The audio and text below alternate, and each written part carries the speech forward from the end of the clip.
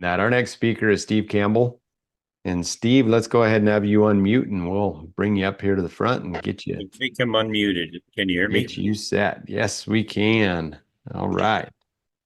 So we're gonna do this. Okay. There you are. Cool. Welcome, Steve. Well, Sounds like you're traveling. We appreciate you. We're glad you made it safely to your motel and you're here and you're ready. And I wish we had 3 days to listen to you. I made it to a motel, but they didn't have internet. I'm sitting in a Pizza Hut because they had internet. Oh, okay. Okay. So I hope it's Are not. you gonna use the pizza cup? Well, Or I'll probably use that a little bit. Yeah. Um, okay. so do you want me to say anything about? You said introduce yourself. I live in Idaho. I've been around cattle my whole life. 10 years ago, 4 out of 5 people that called me for consulting were wanting to know how to do grass finished beef. 4 out of 5 today are commercial cattlemen wanting to know how to have a more fertile cow that costs less to run. And so the subject today is the solo cup cow. I think this will be the shortest version of the solo cup cow that I've ever presented. Let me get how do I share screen here? Share. Should be, yeah, down there at the bottom, then just Okay. select wherever you got your presentation. Looks like it's coming up. And I gotta there we go, slideshow from the beginning. Um, anyway, the everybody can read what's on here. Will you be able to share these slides with everyone when this is over, Jared? Is that going to be possible? Yeah, why don't we just do this? Why don't we just make Alex's slides and Steve's slides available? I think we've got the ability to do that. Just send them out. I know it may not apply to everybody. That might be easier, Margot, than trying to, unless you've got to see. We'll figure it out. Yep, we'll Okay. figure it out. Okay. Well, there's a lot. I'm going to go fast. Anyway, the sex hormones shut off long bone growth. We've been breeding cattle to work in the feedlot, the steers. So the heifers, the taller and longer we get them, the less fertile they are.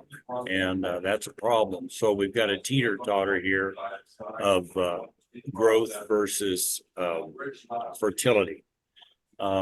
Chip Hines, in one of his books, trying to put an old head on young shoulders. I've made a lot of mistakes. I've wasted a lot of my own money, but I've had some pretty good mentors along the way. So a fertile bull, the bull's head would be on the bull end of that cup.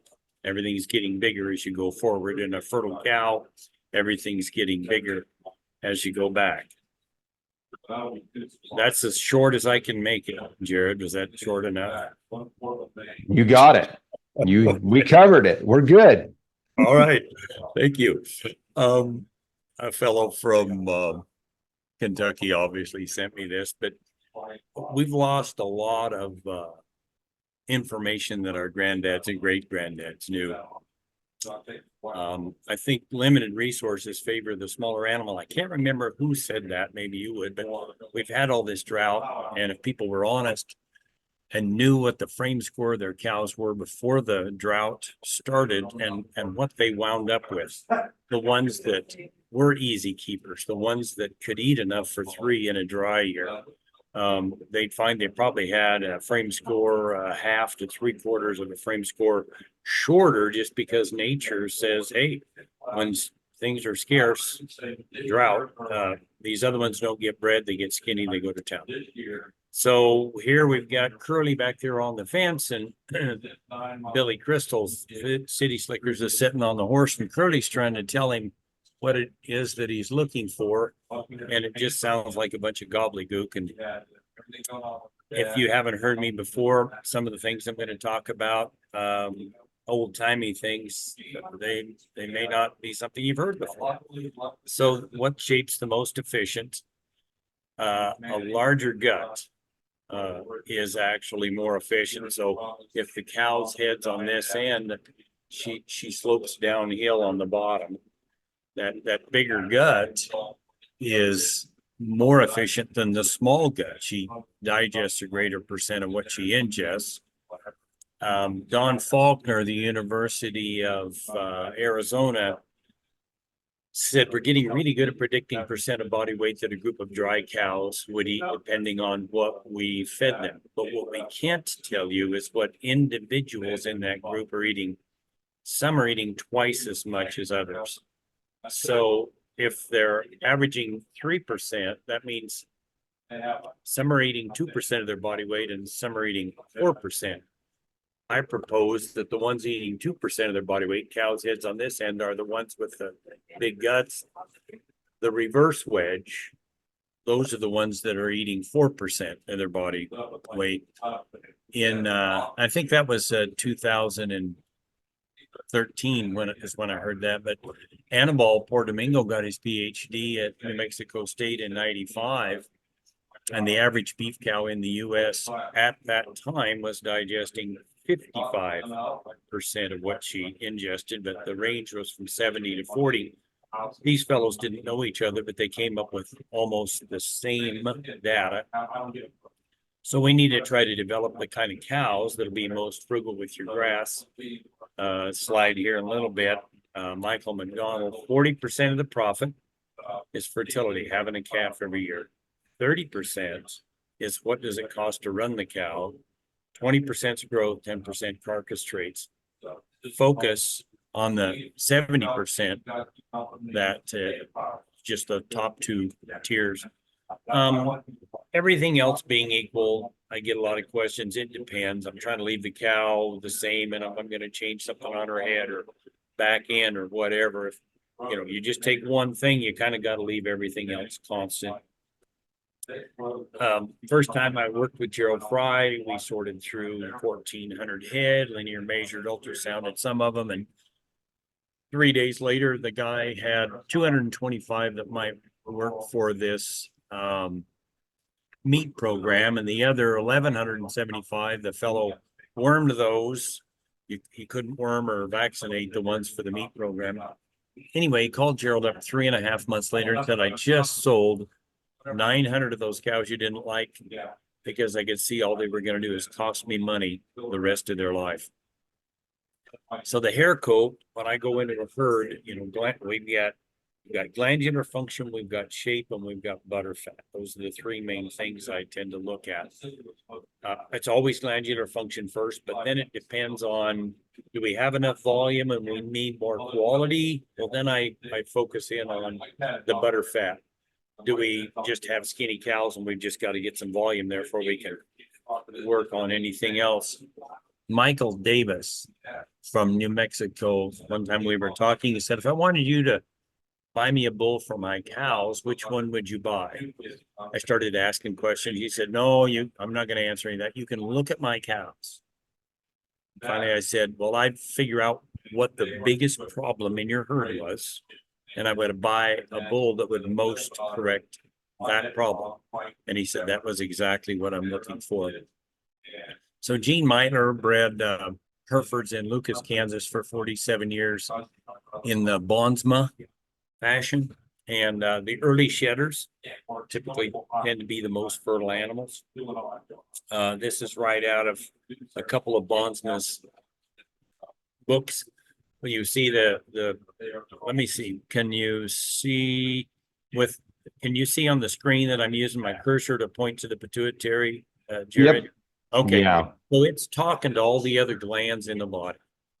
And some arrows are going both directions. Well, estrogen, a sex hormone, shut off long bone growth, I said earlier, but estrogen shuts it off in the front end of the cow. So cows that look like they're walking downhill on level ground are more fertile than cows that are flat, and especially more fertile than cows that would be walking uphill. Reverse for the bull, testosterone shuts it off in the back end of the bull first. If you find a bull that's walking uphill at 2, he's going to be a man. Usually you won't see it until they're about 3, and if you don't see it by 3, they're probably not going to be walking uphill. The pituitary, which I was pointing to before, the it and the testes and the ovaries are all developed at the same time during gestation. So if you see a problem here, instead of a star, like the bottom of this water bottle where the hair is going 360 degrees, you see a scar, a part, a water buffalo look, that's a period. No, that's lower fertility, less motility in the semen. And of course, he's got hair standing on the pole. Well, similarly, this cow has got this scar across her face. She might look great, but she's telling you somewhere inside me, I'm not quite as fertile as I could be. More on that a little later. I have no clue where all these little check marks came from. Anyway, what I'm trying to get to here is this thymus after the hair coat. The best indicator of overall health is this black area where this hair is all running uphill inside of the cursor here. Okay. So that's just a very large one. Here's another one that's really large. And here's another one that's really large. On all of those animals in the middle of winter, that thymus will be smaller because they're typically not on the best feed for the year. All right. The check marks, Jared, were those questions or comments, or what am I seeing on the screen? Is that something I need to? I don't know. Somebody might be doodling, but Okay. I'm Okay. trying to I'll just keep clean it up. It's not me this time. We're good. We're good. So back to Burl Winchester, who kind of helped start linear measuring cattle. They adapted it from sheep. They were linear measuring sheep in mass before they were linear measuring in cattle. But that shedding of the hair down the back is kind of the first thing to look for in the spring. Those will typically tend to be your healthier, more fertile animals. This cow really has a star in her forehead as opposed to the star we were looking at earlier.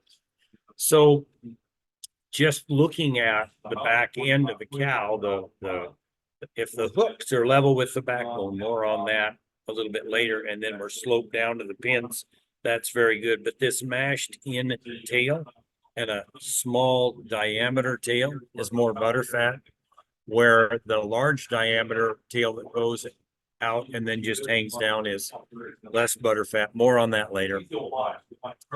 The broom handle tail. I left off handle there. A big switch, more fertile. All right. You can't really see it on her. We'll have other pictures, but typically we've got a lot of cattle out there that right here at the hook bones, the backbone just jumps up like this. And people call it the grow bone. Well, I call it the anti-fertility bone to try to get people's attention. If you are selecting for growth, you are selecting against fertility. You're selecting for 20% of your profit and giving up 40% of your profit if you're going for growth. Longer-winded story to explain about grass finishing and why that doesn't have to go away. So a cow, I'm just gonna kind of go around the world on her. Her thymus is quite a bit smaller, maybe 4 inches wide and 20 inches long. An adrenal hair whorl. So back to that star, like we were looking at in the forehead, there'll be a place on their back. You want it here. Usually you're going to find it back here, but when a heifer first starts cycling, there'll be 3, 4, 5 hairs stick up in the middle of that adrenal hair whorl. Estrogen is involved, and they'll remain standing until 3 weeks to a month after she gets pregnant, at which point they'll lay down.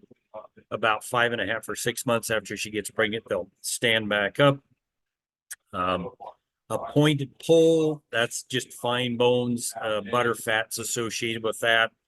A big stifle muscle. The earlier in life you see that bull or heifer calf, the more fertile they tend to be.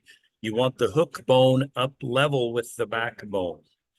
I see so many cows where the hook bone is down here and then you give up rump slope. More on that in a little bit. So walking downhill on level ground, we're kind of cheating in this picture because she's actually standing slightly downhill. Slope from hooks to pins. Really, really important. More on that in a little bit. The more vertical hides. A bald udder, #1 for butterfat, but the more vertical hides there, vertical folds in the hide there are, The more butterfat she's producing, the further back they go, the more butterfat she's producing. If you find a heifer calf or a cow with a lot of vertical folds from the vulva down to the udder, they almost always turn into really good cows. A bull that would give you daughters who have a lot of vertical folds. It's just some more examples of vertical folds. That's number 2 for both tender meat and a butterfat in the cow. Now I'm back to that same cow, but I want to talk about this cannon bone from the knee down. You want a small cannon bone, and then coming over here ever so slowly, it widens out just to the width of the ankle. That's number 1 for meat quality, fine bones. It's about number 3 for butterfat. So I wonder if Abraham was using that as his selection criteria. Anyway, I'm going to just go right on by that. We've got a cow in the center that's got pretty good cannon bones here. If I had to choose between these 2 heifers, I would choose this one solely on the cannon bone because it's so much smaller than this cannon bone over here. The slope of the hoof, and then you want those 2 toes going parallel. I like this cow. Her leg is real straight, but she's not small enough right here underneath the knee. I wish she were narrower there. And then I got to looking, she's very well mineralized, hardly any lines in her hoof. This is a picture right out of a book called The Milch Cow, written in the early 1800s by Francois Guinon, and he doesn't have any EPDs in here. You can tell with certainty if a cow is a good milker. There need be no doubt as to the raising of an animal if there would be profit involved. It's a pretty good book. If you, Jared, I think you've got it, but I can get it to you if you want me to get it to people, or you can go online and buy it, PDF of it, something like that.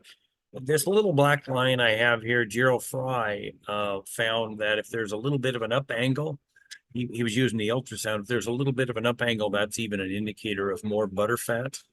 That yellow in the ear, that's more butterfat. On this case, it's running out into the ear. So right here, we've got you want a vertical vulva, and this was so sloped, I had to take a picture of it. She's telling you, I've got a reproduction problem. Remember that cow earlier with the scar? She's also telling you, sooner or later, I'm going to disappoint you. And then a cow with just the wrong pelvis here. The hooks are down and she's sloping up, and then that raised tail process or ski jump back there, not what you want, the anti-fertility bone sticking up.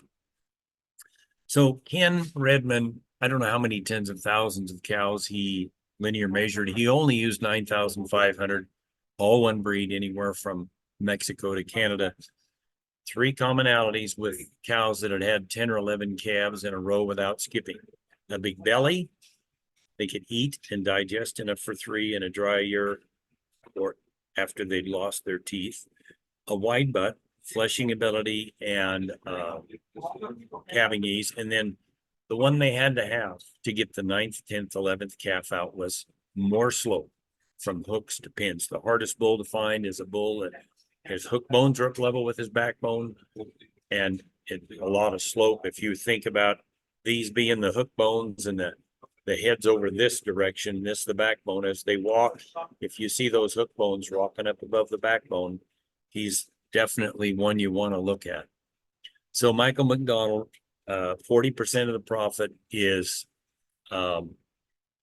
in fertility, 30% is in maintenance costs, 20 in growth, 10% carcass traits. How am I doing on time, Jared? Where are we at? You got about right at 10 minutes, Steve. Okay. So linear measurement, we want a wedge shape. So that's what you got. If you were looking from the top, we still want a wedge shape. So that's what you got. Slope from hooks to pins. Can't say it enough. The more you have to pull calves or cesarean, the fewer of them you're going to get pregnant for that second calf. Just There's the data. You'll get the slides. This is one of my favorite slides right here. If you were to look at both of them, you stretch height over this cow and you stretch height over this, they kind of look the same. Look at the cross section, that big diameter tail versus the broom handled tail, and how much of that opening it's taking up. We've got quite a slope on the one on the right and not on the left. Bondsma drew in a dotted line here saying you get to use this much more. I would be arguing in class, get thrown out or getting an F. I want to put this dotted line over here saying that thick tail is taking up this part of the pelvic opening. I'm going to go past that. So we're back to see the two skeletons up here. See this skeleton and this skeleton? That's the difference in the back end of those two cows. That's what you would get if you were seeing it with the hide on, all right? You've got problems you're trying to fix. On the left is the milk beast. On the right is the beef beast. We need the wedge. We need the cow that's sloped like this. So I would want that last rib to angle between the hock and the ankle. I have a bunch of little cards, the plastic cards that I now use for business cards. They were not inexpensive, but it's the cheat sheet for the field. I want that rib angle back. If they're vertical like this one, she looks great year round and raises a dinky calf. So the first thing I want is that last rib angle back. Got to take some of her depth of her chest out. If you were to think about swinging those ribs back, that chest would raise up, but she's walking uphill. We got to have her walking downhill to be more fertile. You can see the angle of the last rib on this cow right here. She's a little bit hungry here in the flank. It's real easy to see the angle of the last rib. This bull, it was hard to get a picture, but that last rib is pointing right at his prepuce. If you want cows, got to go back. If you want cows that do one more. If you want cows that do this, you need your bulls for ribs to look like this. All right. So I don't know, slope from hooks to pins, vertical folds with shoulders level with the backbone. This is right out of Drayson, herd bull fertility. You want the testicles shaped like a football.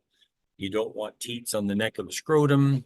If you do, you're going to get tilted udders and misshapen teats. This circle's in the wrong place. This is shaped like a funnel. You'll get daughters with funnel-shaped teats if you use him. So if you want this, don't buy a bull that's got teats on the neck of the scrotum like this. You can get them too fat to rebreed. One, that cow that was the beef beast back there, we were looking at the skeleton, she'll get too fat to rebreed. I've seen 2- and 3-year-olds that were already too fat to breed because they wanted a deep chest. Different horses for different horses.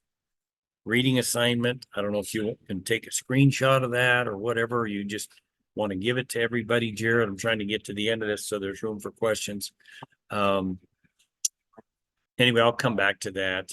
I'm going to go past that. The solo cup shape, she sheds early, wedge shape, butterfat indicators. That's the three main things. Glandular function, wedge shape, butterfat indicators. Fertile bull, it's getting bigger as you go forward. Fertile cow, getting bigger as you go back. I'm going to go back up to the reading assignment and questions, Jared. That was pretty rapid fire, Steve. I think that's probably your probably a new record for getting through the Red Solo Cup cow in 25 minutes. Yeah, that was awesome. And your presentations next time. your presentations consistently get the most comments and the most views when I post them. It's just like you've looked at cattle your whole life, and it's just you just like put a new set of eyes on people. So If you got time for a couple quick questions, you can either just unmute and holler it out, or you can type it in the chat. But talk about a drink from a fire hose. We're grateful for that. Where do people go to learn more about what you do and consult with you if they feel like they've got a herd that they want to have do some work with? Okay, I'll just get to the end of this. There you go. So my website, Taylor with an I, tailormadecattle.com, and there's my cell number. Jared, I'm busy in the morning. I can't come back, but I would like on this 3 hour-long consults that I offered for you to pick them tomorrow at the end of the day for people that have been there through the whole thing. They've been there. You've seen that they've been there, listened to the whole thing. So, you know, they're if they're willing to spend the time to listen to everybody talk, I'm willing to. Okay. Okay. Yeah. So we're going to do that. We're going to do that's the drawing is a 1 hour consultation with Steve. And yeah, we're just kind of making note of who's here, giving bonus points for people who have cameras on, people that are really participating. And also if it's applicable, like, you know, we'll have you raise your hand and we'll probably choose like we did from the people who, because if you're raising chickens, Steve would still love to talk to you, but probably not your guy to talk about chicken production. So we'll I've done chickens. You talk chicken? I've done chickens. Okay, well, I take that back. Does a red solo cup concept apply to sheep? Yes, yes, absolute. I mean, Burl Winchester was measuring sheep, and you want that. They're getting bigger as they go back, and you've got that slope from the hooks down to the pins. Yes, the less slope you've got, the harder lambing, the harder calving you've got. Cool. Doesn't mean they can't have them, but if you want to put the profit back, 40% fertility, having a calf every year, and 30% is what's it cost to run them. Yeah. Yeah. So on our YouTube page, we've got other recordings from Steve Campbell, and he's got some on his website as well. So Jared, this red solo cup presentation is a good one. If they're looking for an article about that, the one and only time I went to Australia, I wrote an article called Big Butts, Wide Butts, Big Butts, Barebacks, Bald Udders, and I can't remember what the rest was. And it's on your thumb drive. So you should be able to share that, or people could email me and ask for that article, which it's this presentation in words. No pictures really. Yeah, I like it. All right. I know maybe one last question, kind of wrap it up, and Hey, Jared. yeah, go for it. You overrode me. Do it. Steve, I missed the part about the bald udders. What's the point on the bald udders? It's the very best indicator of butterfat in the cow. A close number 2 would be the vertical folds. There's going to be more hair on a bald udder of a cow in Bismarck than there is at the Mexican border. But what would be considered a bald udder in your environment, that everything else being equal. And then the third thing would be the fine bones. So that pointed pole, the cannon bone, the small diameter tail. You go to bull sales and they feed them up and you really don't know what you're looking at. Well, they can't feed in a blocky head. They can't feed in a small diameter tail. Right. Thank you. I like it. Yeah, perfect, Steve. Well, thanks. Appreciate you jumping on here from your remote office at Pizza Hut. Well, we like it. Okay, yeah, so we'll make those slides available. I think probably the easiest thing to do would be just to send out a mass email to everybody that registered with the slides. So if you want to email One more those thing to me. here, if I may, there's a schedule on my website, and I kind of keep where I'm going and when, and you can kind of figure out I might be in the area. I just drive everywhere for reasons. But then there's a videos tab, and any videos that we've done plus others, there's talks more on this, there's more on the mineral toxin epigenetic, bunch of videos there.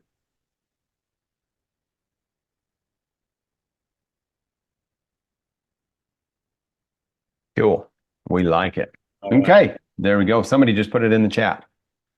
Thank you. Thank you. So you can just open it up from there.